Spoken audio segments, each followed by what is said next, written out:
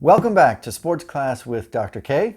It's October, and that can mean only one thing.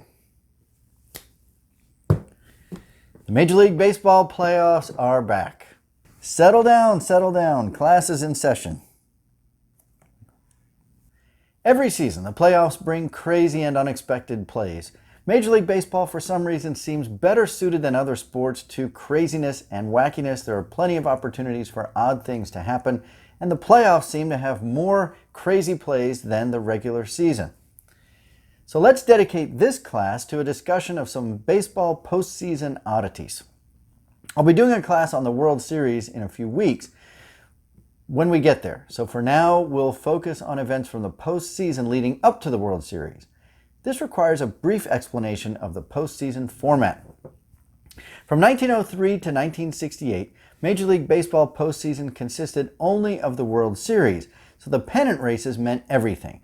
Win your league and you went straight to the World Series. There were no league championship rounds. In 1969, both leagues expanded to 12 teams, and Major League Baseball created Eastern and Western divisions in both leagues. The winners of those divisions played in a league championship series, first best of 5 games, then later best of 7 games, to determine which teams would play in the World Series. What else happened in 1969, you ask? Woodstock, of course, and the moon landing, but I digress. In 1994, both leagues expanded to 3 divisions, East, Central, and West, which required adding another round of the playoffs along with 1 wildcard team from each league. And finally, in 2012, Major League Baseball added 1 more wildcard team for each league, leading to the pressure-packed 1-game wildcard playoff as we know it now.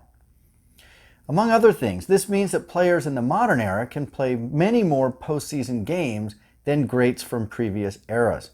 For instance, Derek Jeter, without question, Major League Baseball's king of the postseason in the modern era, played in essentially a whole season's worth of postseason games in his 20-year career. 158 games, which included 5 World Series rings. The winningest baseball player ever, though, Yogi Berra, played in 14 World Series between 1947 and 63, winning 10, but only played in 75 postseason games in his career. For today, let's look back at 3 of the most interesting postseason series of the modern era, starting in 1992. The 1992 National League Championship Series featured not only one of the greatest teams in recent decades, the Atlanta Braves of the 90s, and was one of the most exciting series in recent memory, ending on a game-winning hit in Game 7. It also included some remarkable oddities. Lloyd McClendon, the Pirates' utility player who batted only .253 in the regular season, set the all-time record for batting average in a playoff series. McClendon batted .727 in 16 plate appearances, including several against Hall of Famers Tom Glavine and John Smoltz.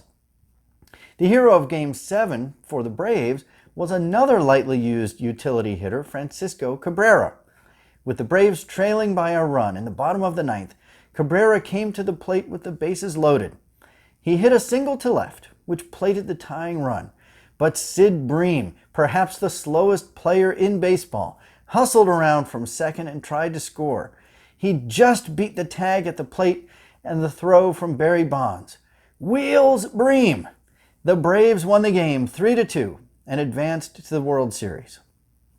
By the way, what else happened in 1992, you ask? The Winter and Summer Olympics were played in the same year for the last time. Everyone remembers the most famous moment from the 1986 playoffs. Bill Buckner botching Mookie Wilson's grounder in Game 6 of the World Series. Easily forgotten, though, is that the Mets almost didn't make it to the World Series that year and needed a miracle in the National League Championship Series to get there. Trailing the Astros 3-0 in the 9th inning of Game 6 of the National League Championship Series, they managed to tie it up and send the game to extra innings. It remained tied into the 14th inning when Wally Backman brought home Darryl Strawberry with an RBI single. But Billy Hatcher hit a solo home run in the bottom of the 14th, so the game went on. The Mets then scored 3 runs in the top of the 16th. The game wasn't quite over though. The Astros scored 2 runs in the bottom of the 16th before ending the game with the tying run stranded on second base. Without that wackiness, who knows what we would be saying about Bill Buckner today. But no discussion of postseason craziness would be complete without mentioning perhaps the most memorable playoff series ever, the 2004 American League Championship Series. That series, of course, featured baseball's 2 most storied franchises, the Yankees and the Red Sox. The Red Sox fell behind 3-0 after losing a demoralizing 19-8 Game 3.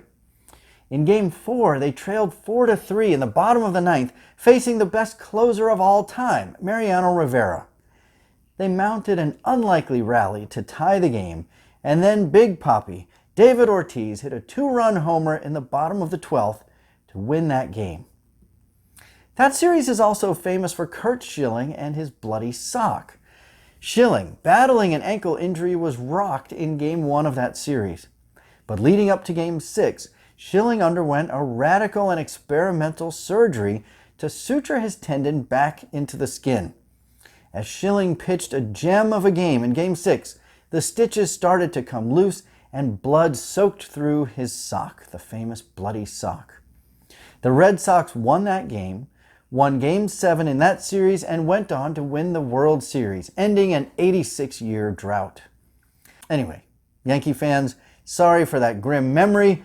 We'll have plenty of Yankee highlights in future videos, and stay tuned in a few weeks for a video about the World Series. In the meantime, enjoy the playoffs and keep your eyes open for crazy events. Unknown players become heroes overnight. Superstars inexplicably collapse. Favorites lose. Underdogs win. The message is clear as MLB playoffs get underway. Expect the unexpected. I think we have a caller. Welcome to Sports Class with Dr. K. Hey, Dr. K, I'm a huge fan. Welcome. You know that Curt Schilling faked that bloody sock, right? What are you, 13? No, you.